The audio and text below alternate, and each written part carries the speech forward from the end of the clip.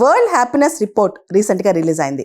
దీనిలో social media ప్రభావం పిల్లల మీద ఎలా ఉంది, యూత్ మీద ఎలా ఉందని చెప్పి దాదాపు 1,00,000 మంది యూత్ పైన రీసెర్చ్ చేశారు.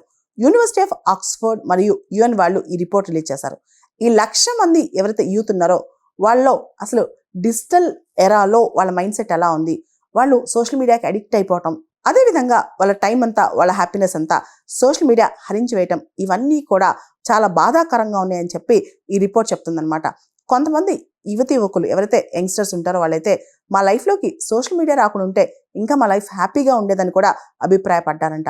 ఓవరాల్గా అయితే సోషల్ మీడియా ప్రభావం అనేది యూత్ మీద నెగిటివ్ ఇంపాక్ట్ కూడా చాలా ఉందంటుంది ఈ world happiness report. Social media వల్ల ఒక కంపారిజన్, ఒక పోలిక యంగ్స్టర్స్లో, అంటే మా ఫ్రెండ్స్ ఏం చేస్తున్నారు, మనం ఏం చేస్తున్నాం, వాళ్ళు ఏ అకేషన్కి వెళ్ళారు, వాళ్ళు ఏ హాలిడేకి వెళ్ళారు, ఇవన్నీ పోటీలు అనమాట. వాళ్ళు ఏ ఎయిర్లైన్స్లో ఫ్లైట్ ఎక్కారు దగ్గర నుంచి అన్నీ. దాంతోపాటు మెంటల్ హెల్త్ ఇష్యూస్ అనమాట. ఆ యాంగ్జైటీ కావచ్చు, లేకపోతే ఆ అడిక్షన్ కావచ్చు సోషల్ మీడియాకి, దానివల్ల మానసిక ఆరోగ్యం కూడా దెబ్బతింటుంది చాలామంది యువతకి.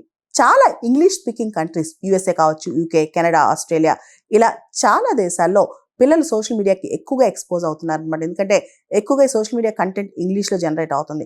కాబట్టి ఏదైతే వరల్డ్ హ్యాపీనెస్ రిపోర్ట్ ఉందో దానిలో టాప్లో ఏ ఇంగ్లీష్ స్పీకింగ్ కంట్రీస్ లేవు. టాప్ 10లో చూస్తే కనుక, అంటే ఆ పిల్లలు హ్యాపీగా లేరని అర్థం అనమాట. ఇదంతా మనం గమనిస్తే కనుక పిల్లలందరూ ఎక్కువగా సోషల్ మీడియాకి ఎక్స్పోజ్ అవటం, ముఖ్యంగా డెవలప్డ్ కంట్రీస్లో ఎక్కువగా సోషల్ మీడియాకి ఎక్స్పోజ్ అవటం. అండ్ ఆల్సో మనం ఇక్కడ చూస్తే ఏదైతే వరల్డ్ హ్యాపీనెస్ రిపోర్ట్ ఉందో దానిలో టాప్ కంట్రీ, అంటే ఎక్కువగా యువత అందరూ కూడా హ్యాపీగా ఉన్న కంట్రీ ఫిన్లాండ్ అనమాట.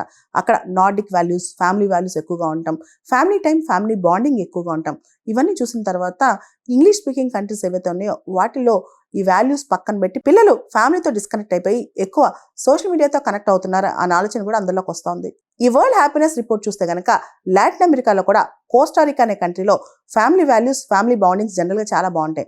అందుకని మనం చూస్తే ఈ వరల్డ్ హ్యాపీనెస్ రిపోర్ట్లో కోస్టారికా దేశం 4th ర్యాంక్లో ఉందన్నమాట. సో ఎక్కడైతే family values, family time, family bonding, family emotions ఎక్కువ ఉంటాయో అక్కడ సోషల్ మీడియా ప్రభావం యువత మీద తక్కువ ఉందంట. ఓవరాల్గా మనం చూస్తే కనుక ఈ టాప్ 10 దేశాల్లో కూడా ఫ్యామిలీ వాల్యూస్కి, ఫ్యామిలీ సిస్టమ్స్కి ఎక్కువ విలువనిచ్చే దేశాలే ఎక్కువగా హ్యాపీనెస్లో కూడా, పిల్లల హ్యాపీనెస్లో కూడా ముందున్నాయి. ఈ వరల్డ్ హ్యాపీనెస్ రిపోర్ట్లో భారత్ ర్యాంక్ 116.